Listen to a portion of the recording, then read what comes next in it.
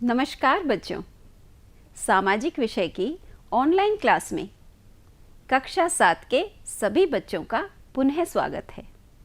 आज हम आपकी पाठ्य पुस्तक हमारा इतिहास और नागरिक जीवन के पाठ 7 का अध्ययन करेंगे।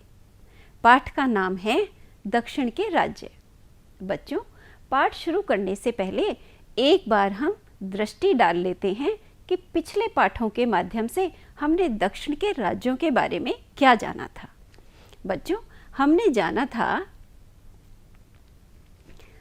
कि अलाउद्दीन खिलजी द्वारा दक्षिण भारत तक अपने साम्राज्य का विस्तार कर लिया गया था।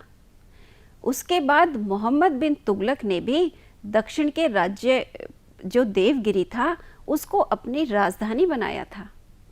मोहम्मद बिन तुगलक ने देवगिरी का नाम बदलकर दौलताबाद रखा था। उत्तराधिकारियों की अयोग्यता के कारण दिल्ली सल्तनत की शक्ति धीरे धीरे कम होती चली गई थी, जिसके कारण सल्तनत के अधीन जो प्रांत थे उनमें से कुछ प्रांत अलग होकर स्वतंत्र राज्य बनने शुरू हो गए थे। और बच्चों, मोहम्मद बिन तुगलक के शासनकाल के अंतिम दिनों में सल्तनत का दक्षिणी भारत के राज्यों पर से अधिकार और भी अधिक कमजोर होता चला गया, जिसके कारण दिल्ली सल्तनत के अधीन प्रांतों के जो इख्तेदार थे उनके द्वारा स्वयं को स्वतंत्र कराने के प्रयास शुरू हो गए, जिसके परिणाम स्वरूप दक्षिण में बहमनी और विजयनगर राज्यों की स्थापना हुई। और बच्चों, आज हम इन्हीं विजयनगर राज्य और बहमनी राज्य के बारे में विस्तार से अध्ययन करेंगे और जानेंगे कि बहमनी राज्य की स्थापना किसने की, इसका महानतम शासक कौन था, विजयनगर साम्राज्य की स्थापना किसने की और विजयनगर साम्राज्य का महानतम शासक कौन था। साथ ही हम बहमनी और विजयनगर राज्यों के बीच होने वाले युद्धों के कारणों पर भी चर्चा करेंगे। इन दोनों राज्यों के धन प्राप्ति के साधनों पर भी हम विचार करेंगे, अध्ययन करेंगे कि इन दोनों राज्यों के धन प्राप्ति के साधन क्या थे। इसके अलावा भारत के तत्कालीन नक्शे पर हम यानी जो तत्कालीन भारत था उसके मानचित्र पर बहमनी और विजयनगर साम्राज्य के मानचित्र का अवलोकन भी करेंगे। तो बच्चों, सबसे पहले बात करते हैं बहमनी राज्य की। तो बच्चों, मोहम्मद बिन तुगलक का जो राज्य था उसमें एक अधिकारी था जिसका नाम था हसन गंगू। इसी हसन गंगू ने बहमनी राज्य की नींव डाली थी, यानी हसन गंगू ने बहमनी राज्य की स्थापना की थी। 1347 ईस्वी में हसन गंगू ने सुल्तान मोहम्मद बिन तुगलक के विरुद्ध विद्रोह कर दिया और विद्रोह करके उसने दक्षिण के जो क्षेत्र दौलताबाद था उस पर अपना अधिकार कर लिया तथा बहमनी राज्य को स्वतंत्र राज्य घोषित कर दिया। इस तरह हसन गंगू ने 1347 ईस्वी में बहमनी राज्य की स्थापना की। बहमनी राज्य की स्थापना करने के बाद वह स्वयं बहमनी की गद्दी पर बैठा और हसन गंगू ने गद्दी पर बैठने के बाद बहमन शाह की उपाधि धारण की, यानी ये जो हसन गंगू था यही गद्दी पर बैठने के बाद बहमन शाह के नाम से जाना गया। इस तरह हसन गंगू बहमनी राज्य का पहला शासक बना। अपने राज्य की शासन व्यवस्था को सुचारू रूप से चलाने के लिए उसने अपने राज्य को 4 प्रांतों में बांटा, जिनके नाम थे गुलबर्ग, दौलताबाद, बरार तथा बीदर। और एक प्रांत गुलबर्ग को उसने अपनी राजधानी बनाया। और बच्चों, कृष्णा नदी तक का जो संपूर्ण उत्तरी दक्षिण भाग था वह बहमनी राज्य के अंतर्गत आता था। जैसा हम इस मानचित्र में बच्चों देख सकते हैं, ये तत्कालिक भारत का मानचित्र है। और बच्चों, मानचित्र में दिशाओं का ज्ञान तो आप कक्षा 6 में जान ही चुके हैं। तो आप जानते हैं कि ये उत्तर है और ये दक्षिण है। तो ये जो हिस्सा नीचे है, ये जो भाग है, ये दक्षिण भारत है। इसी दक्षिण भारत में यहाँ पर ये कृष्णा नदी है। तो इसी कृष्णा नदी के ऊपर का जो भाग था, ये इतना जो भाग है, ये बहमनी राज्य के अंतर्गत आता था। तो इस तरह से ये है दक्षिण भारत का बहमनी राज्य। अब बच्चों, बहमनी राज्य में अनेक शासक हुए, अनेक शासकों ने इस पर राज किया, लेकिन फिरोज शाह नाम का एक शासक इस बहमनी वंश का सबसे महानतम शासक रहा है। फिरोज शाह जो था, ये 1397 ईस्वी में बहमनी राज्य की गद्दी पर बैठा था। फिरोज शाह योग्य न्यायप्रिय शासक था, यानी योग्य था और न्यायप्रिय था। वह विद्या अनुरागी और वीर शासक था, यानी उसको शिक्षा और साहित्य में भी विशेष रुचि थी। साथ ही वह आश्रयदाता था, अपने राज्य में वो लोगों को आश्रय देता था, शरण देता था। और बच्चों, जो बहमनी राज्य था, इसके जो शासक थे, ये अधिकांशतः युद्धों में और आपसी झगड़ों में फंसे रहते थे, यानी ये आपस में भी झगड़े करते थे, राज्य के अंदर इनके आंतरिक झगड़े होते थे और राज्य के बाहर दूसरे राज्यों से इनके युद्ध होते रहते थे। इस तरह धीरे धीरे बहमनी राज्य विघटन की तरफ बढ़ने लगा। तो बच्चों, अब हम देखते हैं कि बहमनी राज्य का विघटन कैसे हो गया। बहमनी राज्य में एक प्रसिद्ध प्रशासक था जिसका नाम था महमूद गवा। यह बहमनी राज्य का प्रसिद्ध वजीर था। महमूद गवा ने अपनी योग्यता और कुशलता से बहमनी राज्य का विस्तार किया और इसको शक्तिशाली भी बनाया। लेकिन महमूद गवा की मृत्यु के बाद बहमनी राज्य का विघटन होना शुरू हो गया, यानी बहमनी राज्य का पतन शुरू हो गया और बहमनी राज्य टूट गया, टूटकर 5 राज्यों में बट गया।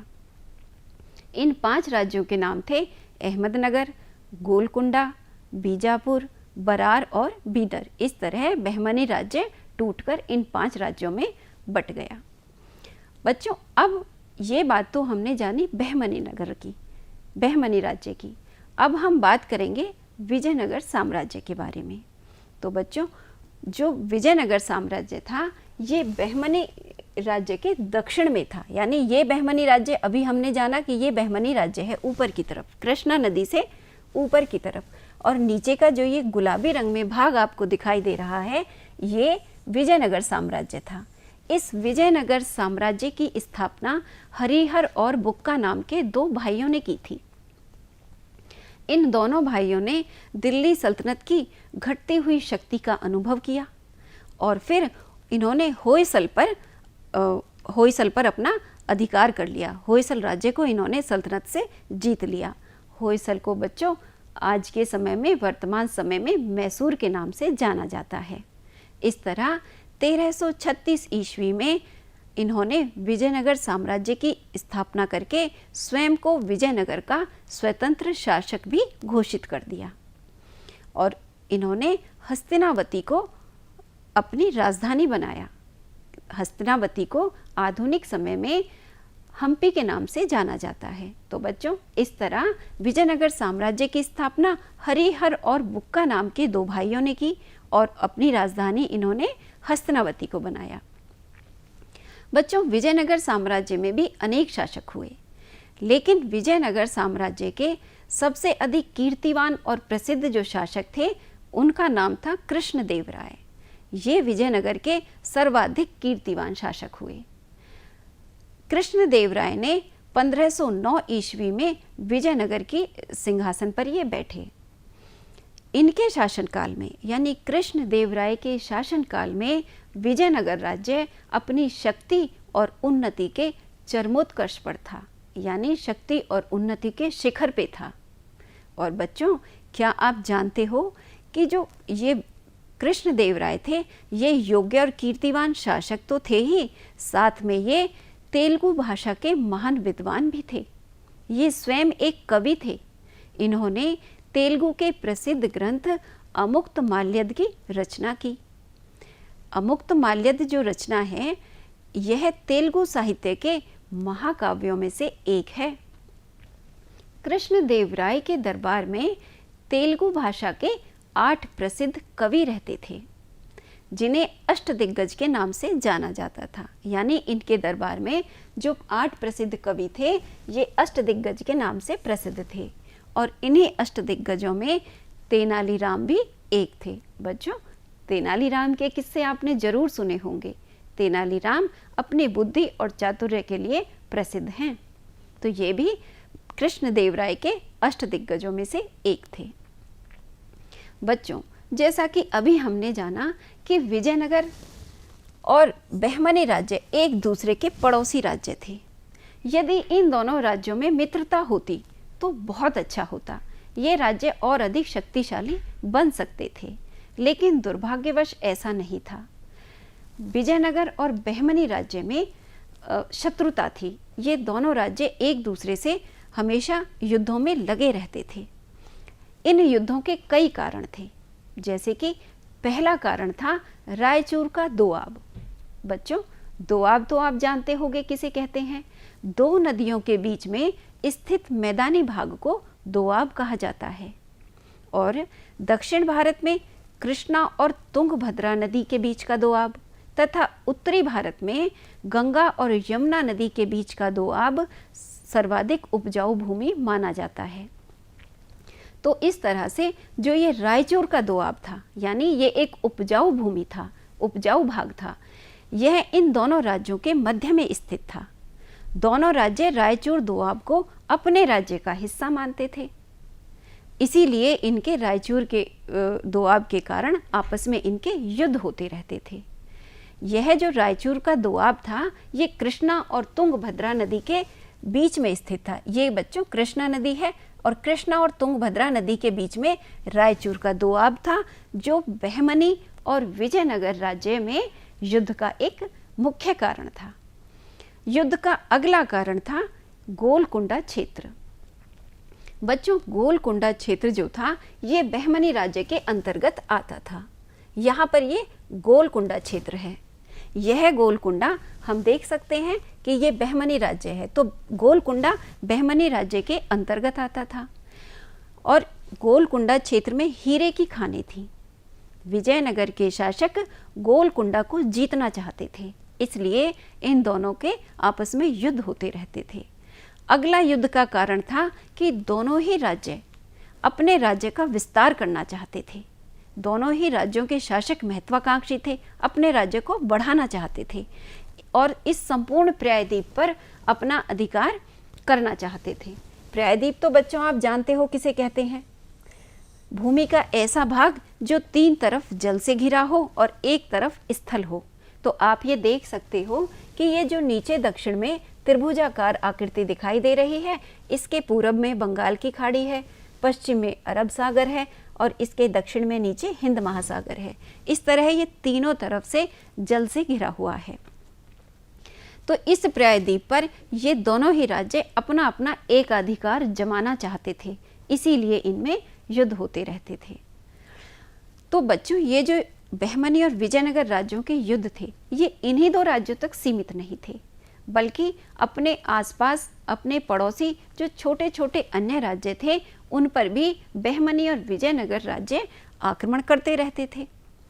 इसके पूरब के समुद्र तट पर उड़ीसा, आंध्र और मदुरई आदि छोटे छोटे राज्य थे। यानी जो इधर की साइड पूरब की तरफ समुद्र तट पर ये 3 राज्य छोटे छोटे राज्य थे, जिनके नाम थे उड़ीसा, आंध्र और मदुरई। बहमनी और विजयनगर के शासकों द्वारा लगातार इन राज्यों पर आक्रमण होते रहते थे, और इसी क्रम में 1370 ईस्वी में विजयनगर ने मदुरई को जीत लिया, यानी मदुरई पर अपना अधिकार कर लिया। तो विजयनगर पूर्वी किनारों पर ही प्रयासरत नहीं था, बल्कि यह दक्षिणी तट पर भी क्रियाशील था। इनमें जो पश्चिमी तट पर भी क्रियाशील था। पश्चिमी तट पर रेवाती द्वीप नाम का एक महत्वपूर्ण व्यापारिक केंद्र था। बच्चों, रेवाती द्वीप को आधुनिक समय में गोवा के नाम से जाना जाता है। तो ये जो रेवाती द्वीप था, यानी ये जो गोवा था, ये इनके पश्चिमी किनारों पर या पश्चिमी समुद्र तट पर स्थित था। इस पर भी विजयनगर ने अधिकार कर लिया। और जब विजयनगर पूर्वी और पश्चिमी किनारों पर अपना अधिकार कर रहा था तो बहमनी राज्य अपने पड़ोसी राज्यों मालवा और गुजरात के साथ संघर्षरत था। इनके साथ युद्ध करके वो अपने राज्य का विस्तार करने का प्रयास कर रहा था। तो इस तरह से ये दोनों ही राज्य अपने राज्य के विस्तार के लिए प्रयास करते रहते थे, संघर्ष करते रहते थे। अब है बच्चों कि इन दक्षिण के राज्यों की धन प्राप्ति के साधन क्या थे। ये राज्य धीरे धीरे बहुत शक्तिशाली हो गए थे क्योंकि इनके पास धन प्राप्त करने के दो महत्वपूर्ण साधन थे। पहला था भूमि से मिलने वाला लगान और दूसरा था व्यापार। अभी हमने रायचूर के बारे में पढ़ा था कि जो रायचूर का दोआब था ये बहुत ही उपजाऊ क्षेत्र था। यहाँ पर कृषि बहुत उत्तम मात्रा में, बहुत ज़्यादा प्रचुर मात्रा में यहाँ पर फसल पैदा होती थी। तो इस क्षेत्र से यानी रायचूर के दोआब से इनको लगान के रूप में बहुत बड़ी मात्रा में धन प्राप्त होता था। इसके अलावा गुजरात और बंगाल को समुद्र पार के देशों से व्यापार में बहुत लाभ होता था। यानी गुजरात और बंगाल समुद्र पार देशों से व्यापार करते थे। ये कहाँ कहाँ व्यापार करते थे? ये पश्चिमी एशिया, पूर्वी अफ्रीका, दक्षिणी पूर्वी एशिया के देशों के साथ और चीन के साथ व्यापार करते थे। तथा बहमनी और विजयनगर राज्य भी गुजरात और बंगाल के साथ इस व्यापार में भाग लेते थे। और बच्चों, राजस्थान और मालवा ये भी आंतरिक व्यापार से वैभवशाली बन गए थे। यानी आंतरिक व्यापार यानी जो देश के अंदर ही व्यापार हो रहा था, एक प्रांत से दूसरे प्रांत में जो व्यापार देश के अंदर ही होता था, उस व्यापार के कारण राजस्थान और मालवा भी खूब धनवान और वैभवशाली हो गए थे। आंतरिक व्यापार करने के लिए व्यापार का माल जो देश था उसके दूसरे भागों में बेचा और खरीदा जाता था।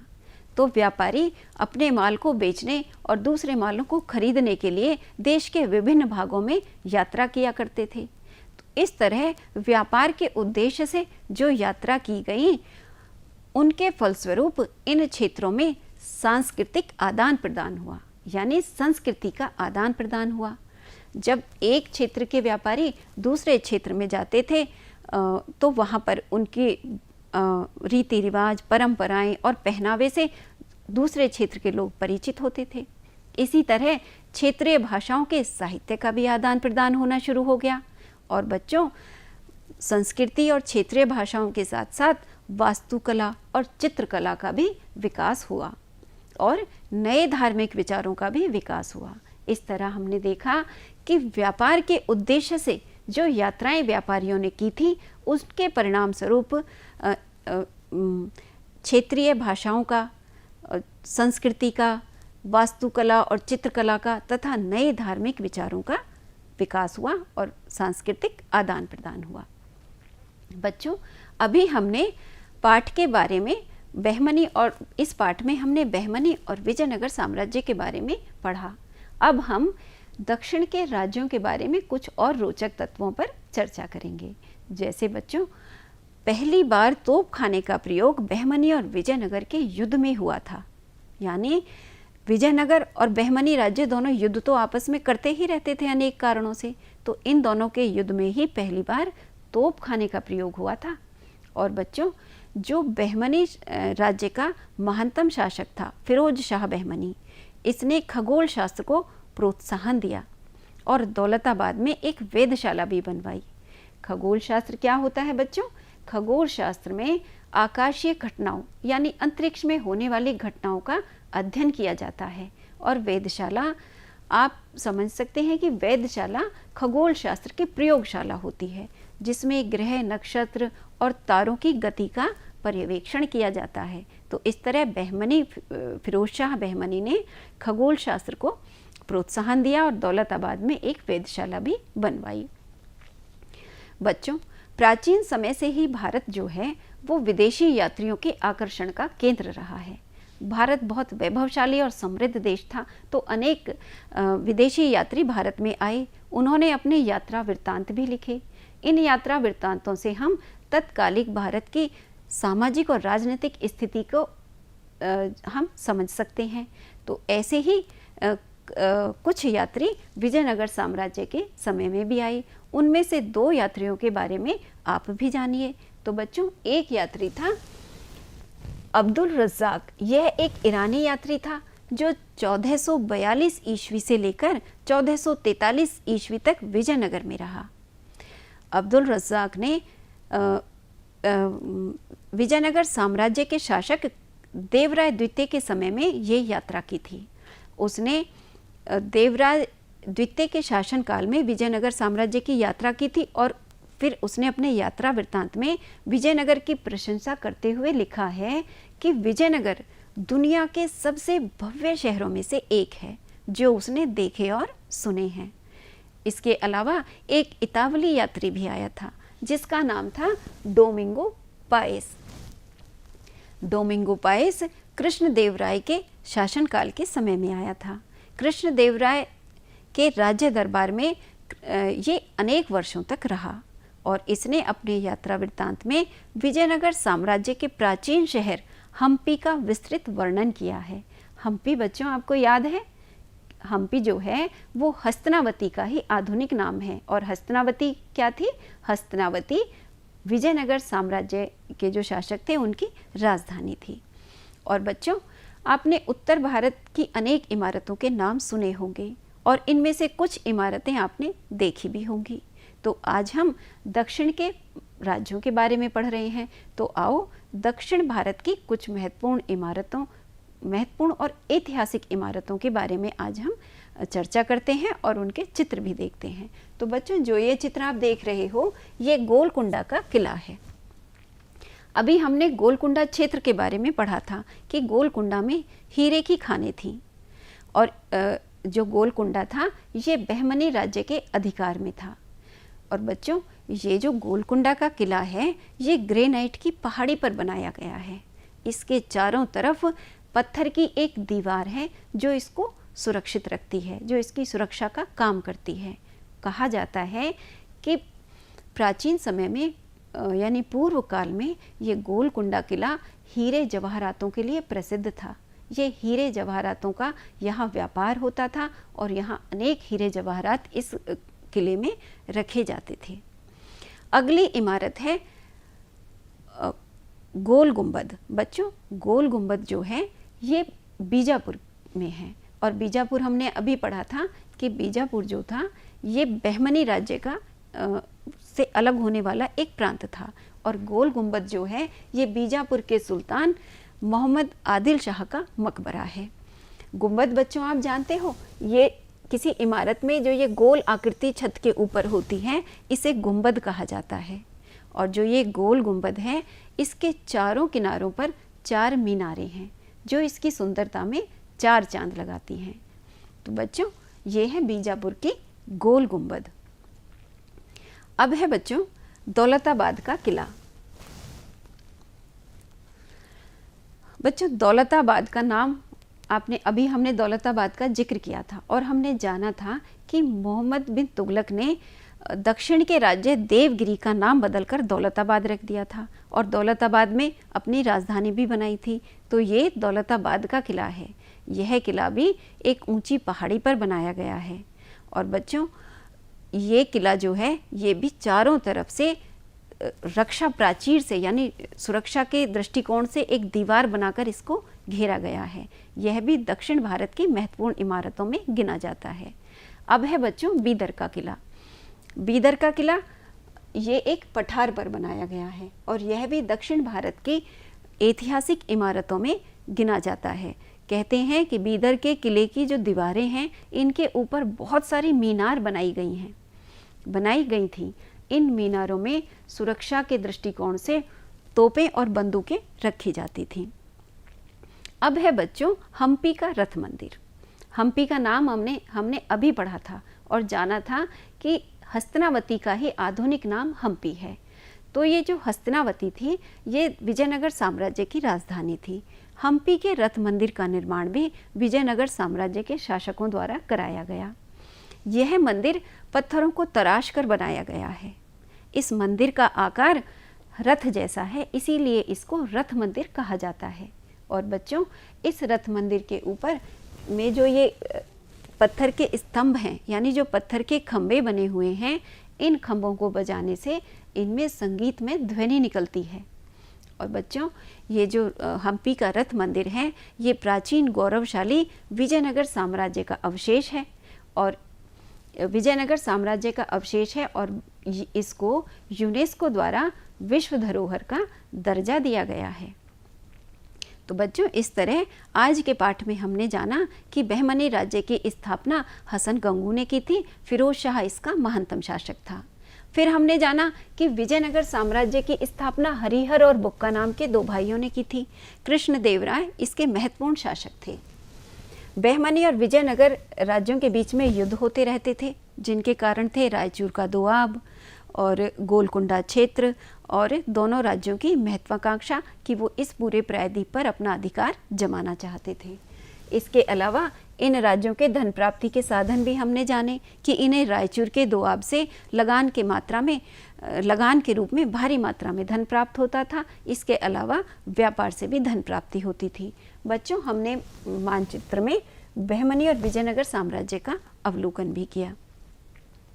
अब बच्चों, इस पाठ को दोहराने के लिए हम कुछ गतिविधि करते हैं। यहाँ आपके सामने दो सूची दी गई है, सूची का और सूची खा।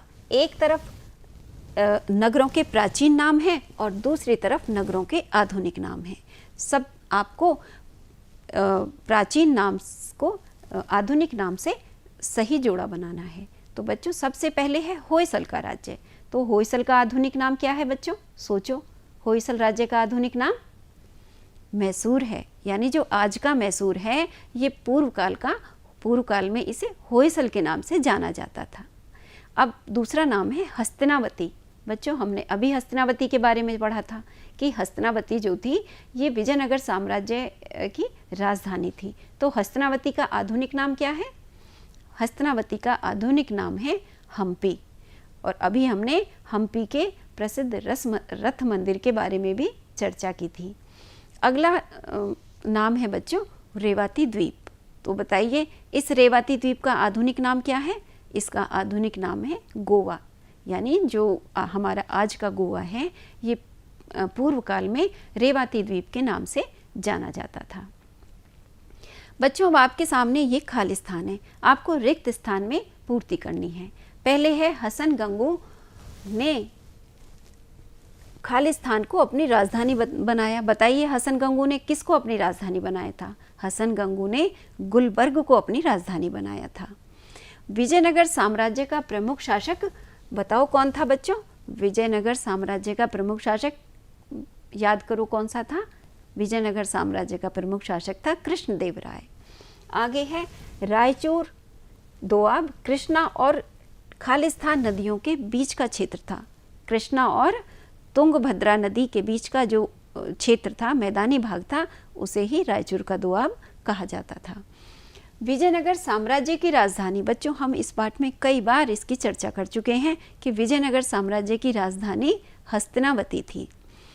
आगे है बहमनी राज्य का महानतम शासक, जिसने बच्चों खगोल शास्त्र को प्रोत्साहन दिया, दौलताबाद में एक वेधशाला बनवाई। कौन था वो शासक? वो शासक था फिरोज शाह। अब बच्चों, आपको अपनी पाठ्य पुस्तक से इस पाठ को दोहराना है और दिए गए अभ्यास कार्य को अपनी अभ्यास पुस्तिका में लिखना है। आपके सामने कुछ प्रश्न हैं। पहला प्रश्न है, बहमनी वंश का संस्थापक कौन था? अभी हमने जाना कि बहमनी वंश का संस्थापक हसन गंगू था, जिसने बहमन शाह की उपाधि धारण की थी। दूसरा प्रश्न है, बहमनी राज्य टूटकर कौन कौन से राज्यों में बट गया? यानी जब बहमनी राज्य का विघटन हुआ तो वो कौन कौन से राज्यों में बट गया था? अहमदनगर, गोलकुंडा, बीजापुर, बरार और बीदर, इन 5 राज्यों में टूटकर बहमनी राज्य बट गया था। अगला प्रश्न है बच्चों, बहमनी एवं विजयनगर राज्य में किन कारणों से युद्ध होता रहता था? बच्चों, अभी हमने चर्चा की थी कि दोनों राज्य एक दूसरे के पड़ोसी थे और हमेशा दोनों में युद्ध होते रहते थे, जिसके कई कारण थे, जिनमें से रायचूर का दोआब, गोलकुंडा का क्षेत्र जहाँ पर हीरे की खानें थी, और फिर एक कारण ये भी था कि ये जो प्रायद्वीप भाग था, इस पर दोनों ही राज्य अपना एक छत्र अधिकार करना चाहते थे। इन कारणों से विजयनगर और बहमनी राज्य में सदैव युद्ध होते रहते थे। अगला प्रश्न है बच्चों, विजयनगर साम्राज्य की नींव किसने रखी? हमने बच्चों अभी इस बात की चर्चा की थी कि दो भाइयों ने विजयनगर साम्राज्य की नींव रखी थी। सोचो उन दोनों भाइयों के क्या नाम थे? आप पाठ्य पुस्तक पढ़िए और उन दोनों भाइयों के नाम पता लगाकर उत्तर पुस्तिका में लिखिए। बच्चों, अब आपके लिए एक प्रोजेक्ट वर्क है। आपको भारत का मानचित्र देखकर वर्तमान दक्षिण भारत के, यानी जो वर्तमान में दक्षिण भारत में राज्य हैं, उन किन्हीं 4 राज्यों के और उन राज्यों की राजधानी की सूची बनानी है। यानी दक्षिण भारत के किन्हीं 4 राज्यों के नाम लिखने हैं और फिर उन राज्यों की राजधानियों के भी आपको नाम लिखने हैं। तो बच्चों, आज के पाठ में बस इतना ही। आशा है आपको ये पाठ अच्छे से समझ आ गया होगा। अगली कक्षा में आपसे फिर मुलाकात होगी। तब तक के लिए धन्यवाद।